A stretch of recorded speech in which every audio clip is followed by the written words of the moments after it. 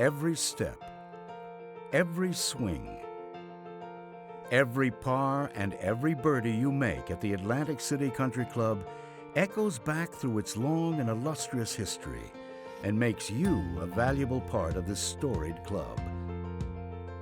There are stories everywhere at Atlantic City Country Club, from the coining of the term birdie in 1903 to playing host to 6 USGA championships. The Atlantic City Country Club has remained at the forefront of the game since its inception in 1897. Our history is a testament to the club's commitment to the accessibility of amateur golf, accessibility of women's golf, to challenging competitive play, and to honoring the game's rich heritage, while blazing a path for its future. Play Around with History is more than just a slogan. It's an invitation for you to be part of something truly special.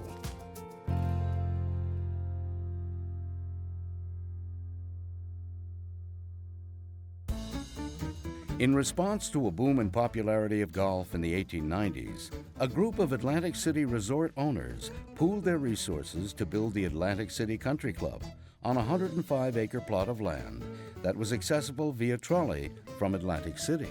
The trolley bell that still hangs outside the clubhouse was rung each evening to alert guests to the arrival of the day's last trolley so they could make it back to their hotels along the Atlantic City boardwalk. It was this connection to Atlantic City that was crucial to the club's success. This was to become the place for Atlantic City guests to play golf and would turn the area into a renowned golf destination. Construction began in the winter of 1897. June 18, 1898, saw the club officially open and play begin. The club was an immediate success, attracting guests from far and wide for both casual and competitive play and social functions at the newly constructed clubhouse. It took dedication to the betterment of the game and an unmatched level of customer service to successfully weather the Great Depression, Prohibition, and both World Wars.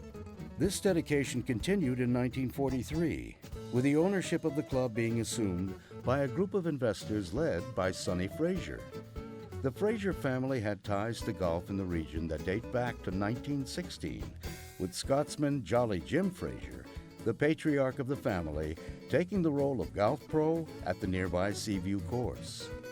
The Frazier family grew up on golf in southern New Jersey.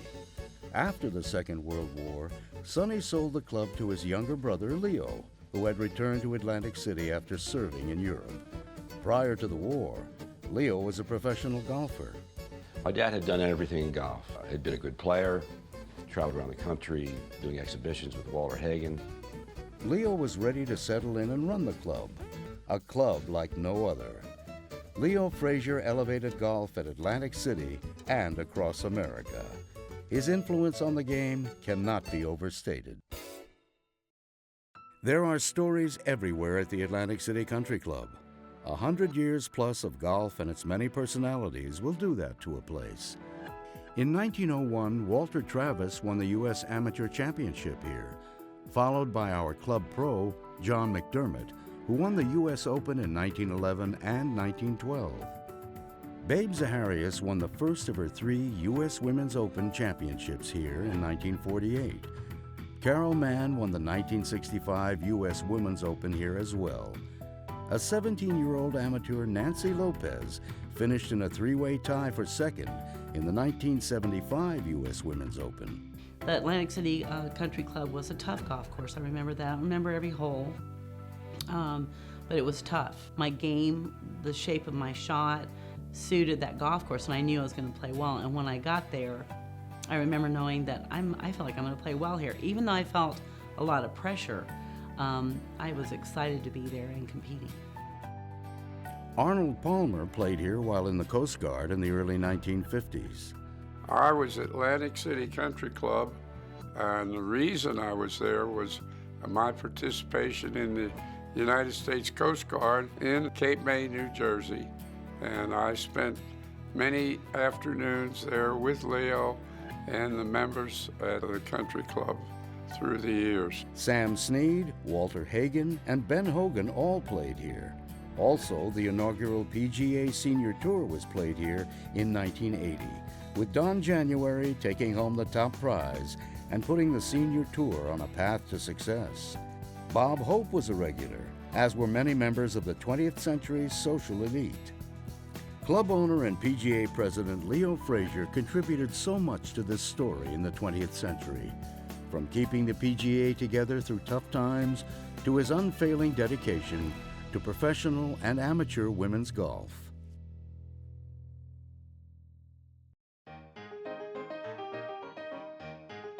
It was a mild Saturday in the winter of 1903 that found Abner Smith lining up his second shot down the long par 4 fairway. A familiar hush fell over the threesome as he took up a slow backswing and let it go with practiced precision. His stroke put the ball on the green within inches of the hole. To complement this excellent play, a member of his party declared that it was a bird of a shot.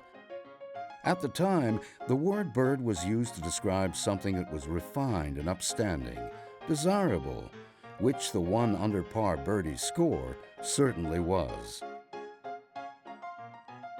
Visitors to the club caught wind of the term, and it spread throughout the world of golf.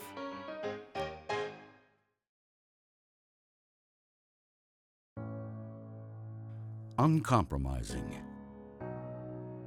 dramatic, intense.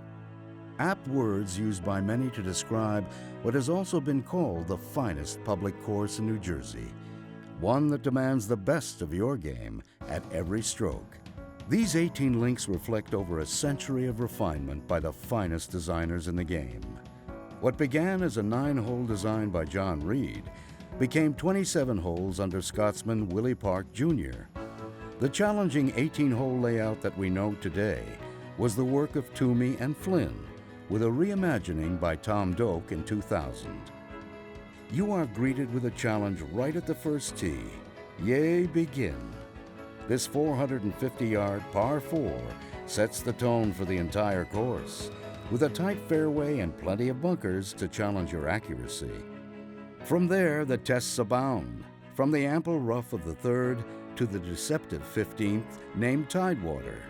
This 190-yard par 3 plays right at the salt marsh and into the wind, testing both nerve and club selection.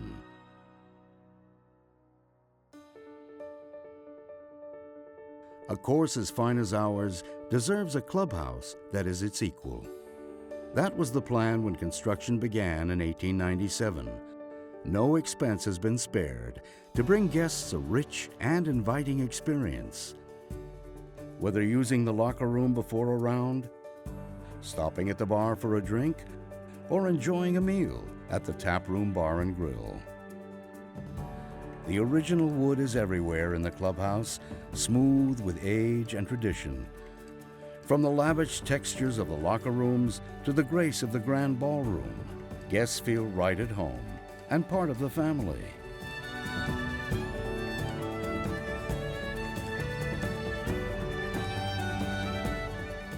Everywhere you turn at Atlantic City Country Club, there is a story.